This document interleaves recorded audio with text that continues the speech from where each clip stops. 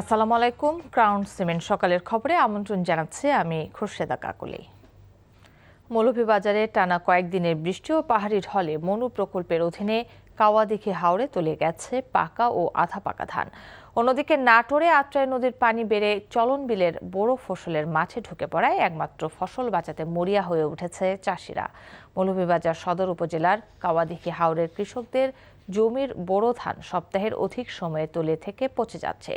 তারপরও কৃষকরা বোরো ধান সংগ্রহে প্রাণপণ লড়াই চালিয়ে যাচ্ছেন। মৌলভীবাজার কৃষি সম্প্রসারণ অধিদপ্তর বলছে, এবছর ৬২,৪০০ হেক্টর জমিতে আবাদ করা হয়েছে। গত কয়েকদিনে টানা বৃষ্টিতে তলিয়ে গেছে ২,৪৪২ হেক্টর জমির বোরো ধান। অন্যদিকে নাটোরের সিংড়ায় বাড়ছে আত্রাই নদীর পানি, চলন বিলের বোরো চাষিদের দুশ্চিন্তা। ইতিমধ্যেই পাটকল বেইলি ব্রিজ পয়েন্ট দিয়ে পানি প্রবেশ করে তলিয়ে গেছে প্রায় ২০০ বিঘা পাকা বোরো ধান। দ্বিগুণ খরচে শ্রমিক আর মালিকরা নিজেরাই পানিতে নেমে যতটুকু সম্ভব ধান সংগ্রহ করার চেষ্টা করছেন। সপ্তাহ জুড়ে জমির ধান তলিয়ে থাকায় পচে নষ্ট হয়ে গেছে। ধান এমনি হইলো তো আমরা ধান খারতাম পারো না, পানির লাগি মেঘল লাগি। আগাম বন্যাটা আসার কারণে কৃষকের একদম সমস্ত ফসল বন্যার পানিতে ভেসে গেছে, ডুবে গেছে। সুনামগঞ্জের সুরমা নদীতে বাড়ছে পানি, এ নিয়ে দুশ্চিন্তায় আছেন কৃষক। এ বিষয়ে কথা বলতে সরাসরি যোগ দিচ্ছেন স্টাফ করেসপন্ডেন্ট দেওয়ান গিয়াস চৌধুরী। গিয়াস, হাওরের সার্বিক পরিস্থিতি এখন কেমন দেখছেন, কৃষকরা কি বলছে? কাকলি, গত ২৪ ঘন্টায় সুনামগঞ্জে কোনো বৃষ্টিপাত হয়নি, কিন্তু তারপরেও সুরমা নদীর পানি বেড়েছে এবং সীমান্তের যে নদীগুলি আছে সেই নদীতেও পানি বেড়েছে এবং একই সাথে হাওরেও পানি বাড়ছে। তো আমি আপনাদেরকে যদি দেখাই, আমি আছি এখন সুনামগঞ্জের শহরের পাশের সুরমা নদীতে, এবং এই সুরমা নদীর পানি আপনারা যদি দেখেন একদম কানায় কানায় ভরে যাচ্ছে।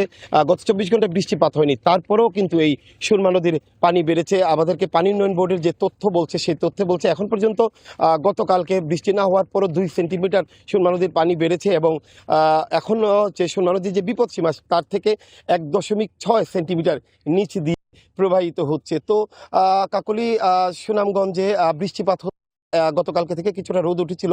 আজকে থেকে আগামী যদি ৩-৪ দিন টানা বৃষ্টিপাত না হয় এবং যদি রোদ থাকে, তাহলে এই অঞ্চলের মানুষ যেই ফসলগুলি নিয়ে এসেছিলেন, যেগুলিতে চারা গজিয়ে গেছে, সেই ফসল তারা ঘরে তুলতে পারবেন। কিন্তু আবহাওয়ার পূর্বাভাস বলছে সুনামগঞ্জে এই ধরনের পরিস্থিতি হওয়ার সুযোগ নেই, কারণ বৃষ্টিপাত হবে। এখনও আবার আকাশ কালো করেছে, তার মানে বৃষ্টি নামবে।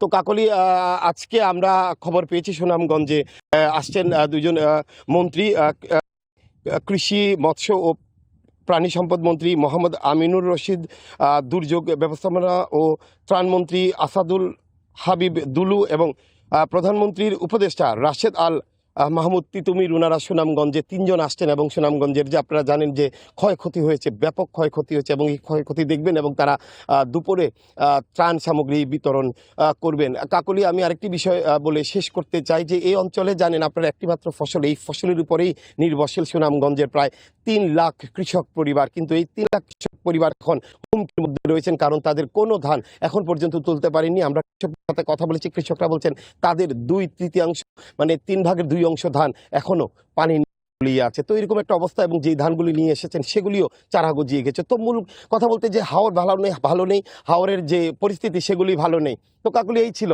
আমার কাছে সুনামগঞ্জ থেকে। জানছিলাম সুনামগঞ্জের হাওরে ধান সংগ্রহের খবর।